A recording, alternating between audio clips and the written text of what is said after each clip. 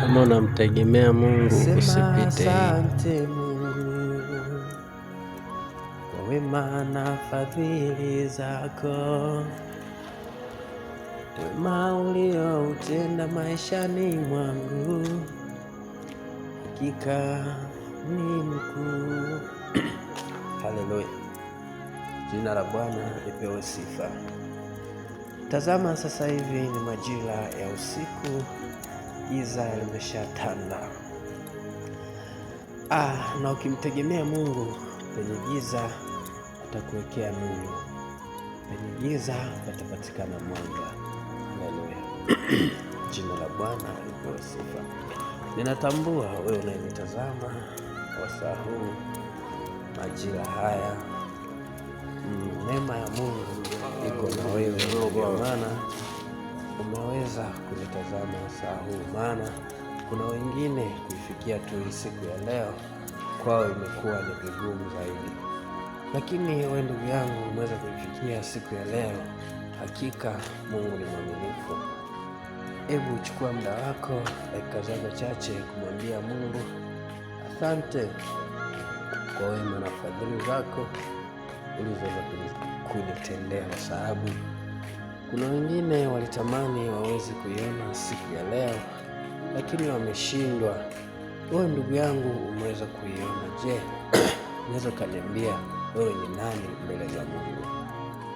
Maana Mungu bado anakupenda, anakuthamini na anahitaji kukuona ukiendelea kumtumikia. Huu ni wakati ndugu zangu wa kubadilika, kumrudia Mwenyezi Mungu, kwa sababu Mwenyezi Mungu anatuhitaji wanawake, yaani watoto wake. Nikamtafsiri vibaya hapo ndugu zangu. Kwa na kumtegemea Mungu ni chanzo cha maarifa. Amini ya kwamba ndugu yangu, unapokuwa unamtegemea Mungu, maana Mungu anasema kumtegemea yeye atakupa akili ya mbinguni na ya kumzidi mwanadamu. Na ukimtegemea yeye, hizi mali, fedha, majumba, vyote utavipata. Ila cha msingi, kabla hujaomba hizo mali, fedha, majumba, omba kwanza maarifa, hekima kwa Mungu.